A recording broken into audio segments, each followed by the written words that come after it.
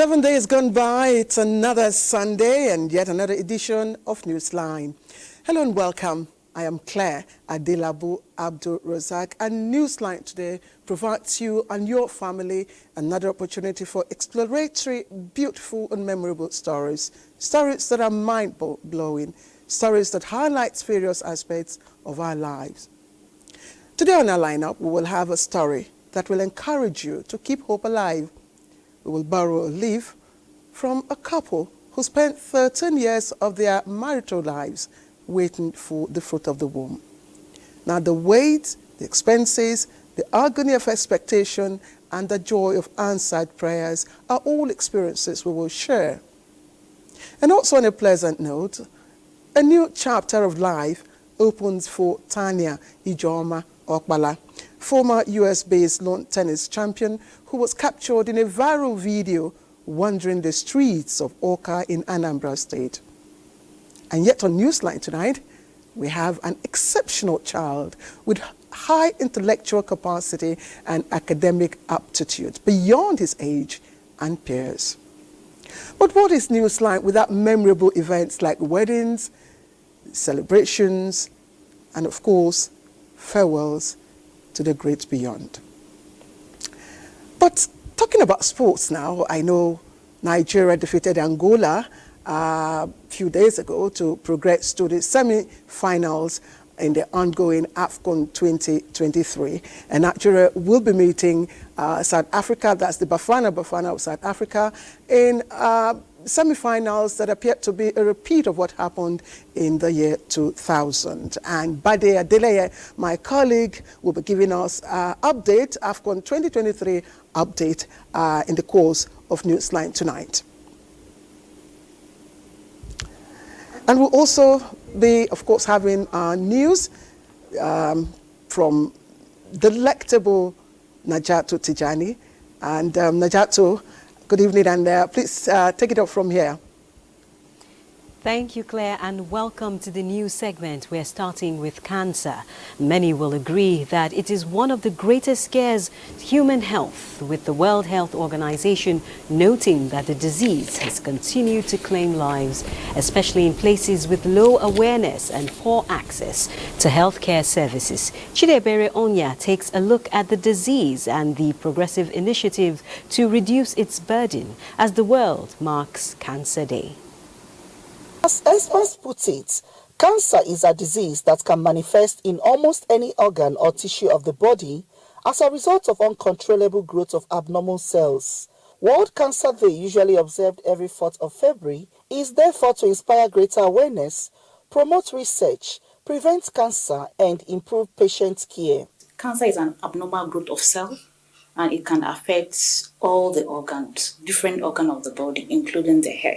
In Nigeria, breast and cervical cancer are the most common in women, while prostate cancer is persistent in men. However, despite government's efforts in implementing policies and programs aimed at improving cancer care, experts say more still needs to be done. Every average Nigerian or female in the world should lay hand on her breast for checkup, examination, massaging, feeling, pipetting, whatever you call it to suit your own brain, it should be what? That regularity should be there. As the 2024 World Cancer Day is observed, health authorities stress the need for people to work together in order to reduce cancer risk factors and overcome its barriers through early diagnosis, treatment, and palliative care. In Port Harcourt, Chidebere Onya, NTA News. Still on World Cancer Day, Nigeria's First Lady Oluremi Tinubu has called on Nigerians to continue to show empathy, care, love and support for cancer patients and survivors, even as the country creates more awareness and advocacy for better service delivery. The First Lady says the celebration presents an important opportunity to raise awareness and elaborate further the message of prevention, early detection and treatment of cancer. Senator Tinubu says the theme for this year, Closing the Care Gap, speaks to the fact that the nation needs to deepen efforts at putting necessary infrastructure in place to address these health challenges and provide better care for cancer patients and survivors. The First Lady adds that society should also celebrate those who are cancer-free. And as the First Lady calls for all hands to be on deck in the prevention of cancer, advocates in Nigeria want the implementation of evidence-based strategies for cancer programs, especially in the aspect of screening for early detection and treatment. Olusheye Adiago reports. The 2024 World Cancer Day is with the slogan, Close the Care Gap, and the call to unite voices and taking action. For these actors in cancer control, this work is on taking strides towards a future where cancer holds no power in Nigeria. There was clamor for collaboration to discover kinder treatments and better outcomes for the people fighting cancer and survivors. Princess Christabel is 5. She is also taking the front space in calling for an end to cancer. This work is actually in commemoration of the 2024 World Cancer Day. The emphasis is actually to create awareness on the importance of screening. To eliminate cancer, to equally feel together with those that are suffering from cancer. You know, if you are at a certain age, if you're a male, you need to screen yourself for prostate cancer. If you're a female, you need to screen yourself for breast cancer. You need to screen yourself for cervical cancer. You should also get vaccinated. There are vaccines that are very safe and very effective. For us in Nigeria, the key issues are awareness, access to treatment, particularly for those of people of us that are in the grassroots, the less developed areas. Today, many people are presenting late in Nigeria, and we're blaming the patient, saying it's the patient that are presenting late. But the reality is that the system needs to be fixed in a way it can help people to present early. The world unites on 4th of February every year to raise awareness on fundamental cancer issues. In Abuja, Olusheye Adiagbo, NTA News. And now to the rerun elections. Results for those elections in some constituencies across the Federation, including Bauchi, Jigawa, Niger, Cross River and Anambra states have begun rolling in. Here are the details. Ifeoluwa Babajide of APC, having satisfied the requirement of the law, is hereby declared the winner and is returned elected. Trust our party and they know our party is going to perform. So people have confidence in our party to continue the good work that we've started since 2019. That Uchete was Peter of APC, having satisfied the requirements of the law, is hereby declared the winner and is returned elected. Amakaroma Waikumo of APGA, having satisfied the requirements of the law, is hereby declared the winner and is returned elected. Ashakia Pius Ashas of PDP, having satisfied the requirements of the law, is hereby declared the winner and is returned elected. I thank God in the first place that provided this platform, this opportunity for me to be here so that my people obtain the mandate given to me earlier. But we insisted that this election must be credible, peaceful, free and fair. Yes. Thank God. This is the will of God and the wishes of the people. Rabiu Garabakamba of APC, having satisfied the requirements of the law, is hereby declared the winner and is returned elected. Umar Garba Uba of APC, having satisfied the requirement of the law, is hereby declared the winner and returned elected. The Corps Marshal Federal Road Safety Corps, Dauda Alibiu, has commended the resilience and professionalism of personnel of the Corps, expressing satisfaction with the general conduct of the just concluded rerun and by-elections held in 26 states of the Federation. View made the commendation after receiving briefs from various commands which monitored the special operations across the states. The Corps Marshal also commended the cooperation of road users, saying that the successes recorded by the Corps came as a result of the compliance received from the public. Urging personnel to rededicate themselves for greater performance, the Corps Marshal reminded them to keep enhancing the ideals of safe road use. Meanwhile, the Economic Community of West African States, ECOWAS, has expressed concern over the circumstances which led to the postponement of the presidential elections in Senegal, scheduled for February 25, 2024. ECOWAS, in a statement, is appealing to the concerned authorities, to expedite action and set a new date for the elections. The Commission urges the entire political class to prioritize dialogue and collaborate for transparency and inclusiveness to hold credible elections. The ECOWAS salutes President Macky Sall for upholding his earlier decision not to run for another term, thereby protecting Senegal's long-standing democratic tradition. The Commission also reaffirms it will remain on top of the situation. President Bola Tinubu, on behalf of the government and people of Nigeria, extends deep condolences to the government and people of Namibia over the passing of His Excellency President Hage Geingob. President Tinubu mourns the painful loss of this veteran in the struggle for democracy, the proponent of good governance and advocate of economic, social and political solidarity among African peoples. The president notes that this tragedy comes at a time when Africa needs more visionary leaders who believe in the common destiny of the continent and who can strengthen bonds across borders, spreading the tendrils of cooperation across all human fields. As Namibia mourns, President Tinubu assures the public that his thoughts and prayers, and indeed those of Nigerians, are with them. Senator Bukar Abba Ibrahim is dead. The 75-year-old former governor of Yobe State died in Saudi Arabia after a protracted ailment. The Director General Press and Media Affairs of Yobe State Governor Mamman Mohammed, in a press release, says the remains of late Bukar Abba Ibrahim will be buried in Saudi Arabia. Governor Maimala Buni describes the death as a huge loss to the government and people of the state and praised God to forgive late Bukar Abba Ibrahim's shortcomings and grant him Al-Jannat Firdaus.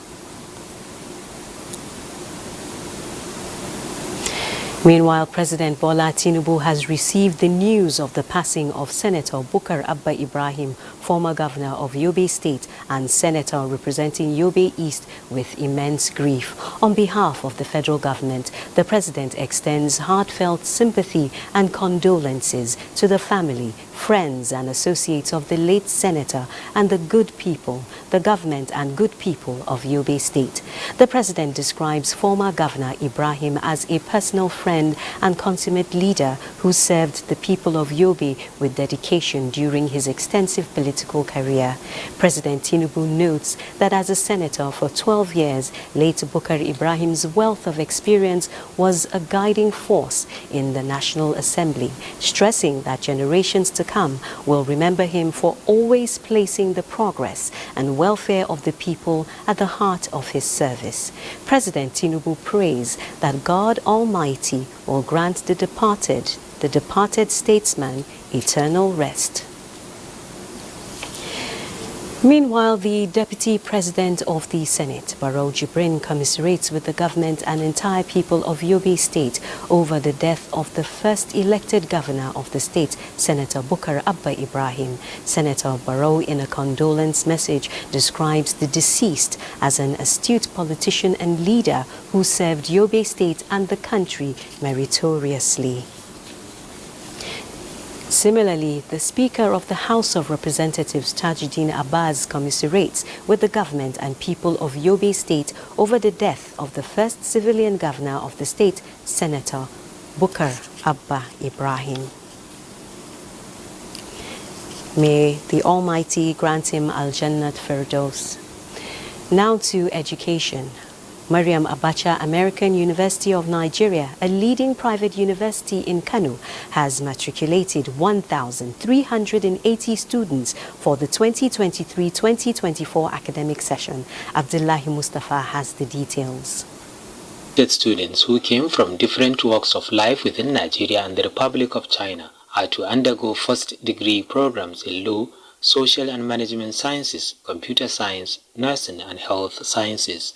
President of Mariam Abacha American University, Professor Muhammad Israr, says Maun Kano, Nigeria, has come of age in science leadership and management, stressing that the university offers entrepreneurially based courses. President and founder of Maun Group of Universities, Professor Adamu Abubakar Gwarzo, explained that the coming of students from other countries, including China, is an affirmation of the international status of the university. While calling on the students to face their studies with seriousness, Professor Gwarzo said Maun's certificate is the only one that is not evaluated in securing jobs internationally. This is not a degree-selling university. We don't have machine of fabrication of degree here. We only have machine of fabrication of intellectuals. The founder therefore assured continuous commitment of the university to providing quality education and placed a reward of 2 million naira on any student with evidence of harassment from a lecturer and other staff of the university. Some of the matriculating students bared their minds. Today I'm so happy because today is a nice day. The school is alright. Everything so far so good, alhamdulillah. Today has been overwhelming for everybody and definitely I am so excited. There were goodwill messages from other universities including Franco-British University, Kaduna and Mariam Abacha American University, Maradi, Niger Republic. In Kano, Abdullahi Mustafa, NTA News.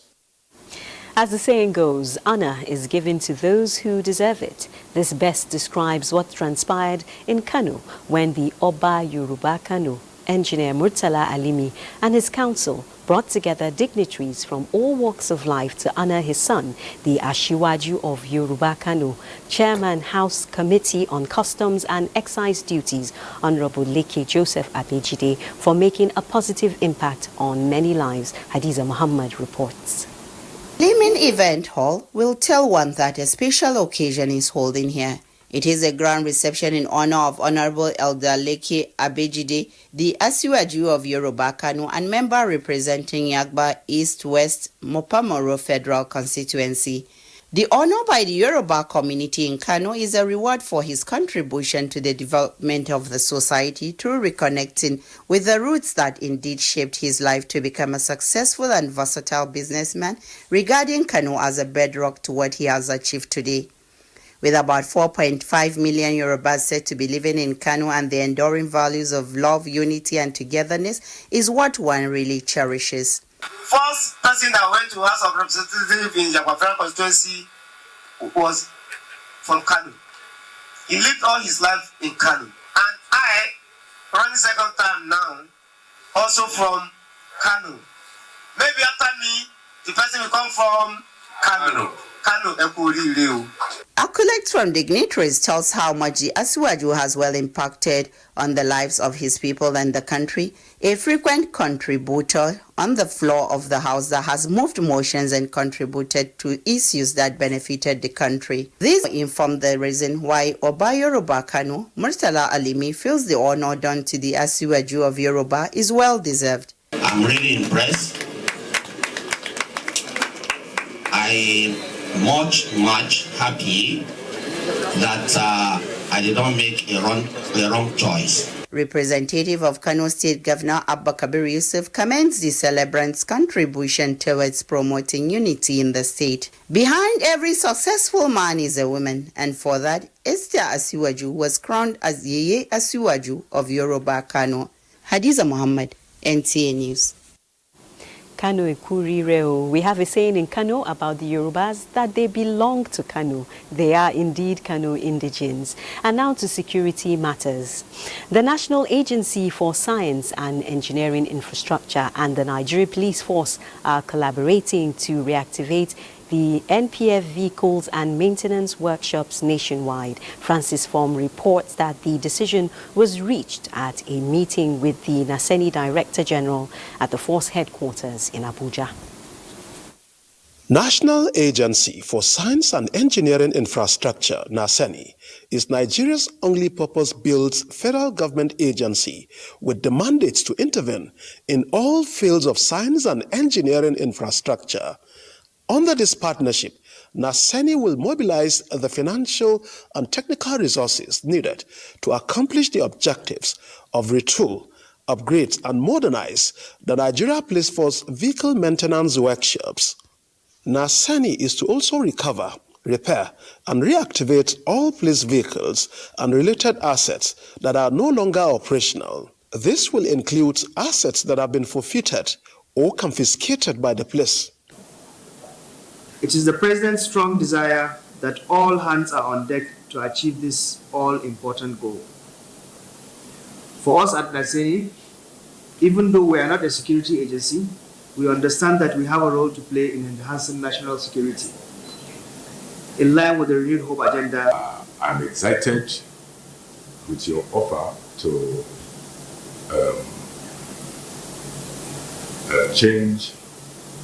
convert our vehicles into CNG, cleaner energy use. I want to say that I look forward to this collaboration, and I believe that this is going to be for the good of Nigeria. The revamped workshops are expected to manage in order to generate income that will fund the ongoing maintenance of police assets. Francis from NTA News. The governor of Ekiti State, Biodun Oyebanji, has expressed gratitude to President Bola Ahmed Tinubu, security agencies and Ekiti Kete for their support, which led to the timely release of kidnapped pupils of the Apostolic Faith Nursery and Primary School, Ekiti. Ayo Deji Ogunshakin reports that the pupils and their teachers are now in the state's teaching hospital in Ado Ekiti for proper medical attention. The 5 adopted school children of the Apostolic Faith Nursery and Primary School in Ekiti and their teachers regained their freedom in the wee hours of today, Sunday, around 2 in a forest in neighboring Ondo State. They were, however, taken to the State University Teaching Hospital at Ekiti for medical attention and post-trauma therapy. The state governor, Biodun Oyebanji, appreciated the efforts of the combined security agencies and the local security network to secure the release of the victims and promised that government will not rest until the perpetrators are arrested and made to face the full wrath of the law. I've gone around, I've looked at all of them, they're stable, and they'll be here until they are found to be medically fit to go back home. We are going to have a security meeting to ensure that this does not happen again. He urged people of the states to remain vigilant and report any suspicious movement in their communities to the authorities. However, the driver of the school bus was reportedly killed in the custody of the kidnappers. In Ado Ekiti, Ayo Deji Ogunshakin, NTA News. Meanwhile, the Ekiti Police Command has apprehended 28-year-old Kwara-born Bagoba lady in connection with the killing of 2 traditional rulers in Ikole local government area of the state. The Assistant Inspector General of Police in charge of Ekiti State, Dario Gundari, while briefing newsmen in Ado Ekiti, said 12 other suspected kidnappers were arrested in the Ekiti forest Emure. Ayo Deji Ogunshakin again reports. AIG Dario Gundari said following swift responses of the police force and the support of other security operatives who combed various bushes in Irele Ekiti, Okeako Ekiti to Kwara State bordering communities, one Baguda Lede was apprehended and had confessed to be among the 5-killer gang of the 2 traditional rulers in the state. He noted that though other suspects are at large, the police will not relent in ensuring that they are arrested to face the maximum weight of the law.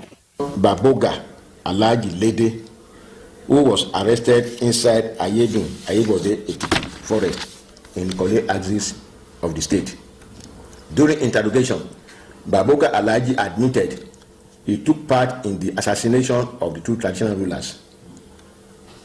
He is currently giving credible information that could lead to the arrest of other gang members. AIG Ogundare said Ekiti Police Command also recorded success in apprehending 12 suspected kidnappers at a deep Emure-Ekiti Owo forest while carrying out rescue operation of the 5 adopted school children and their teachers in Emure-Ekiti. He said the suspect will be charged to court at the conclusion of investigations. In Ado-Ekiti, Ayode Jogbishakin, NTA News. And now for AFCON update with Bade Adeleye. Bade. Many thanks, Najato. Welcome to AFCON update. Now, the Super Eagles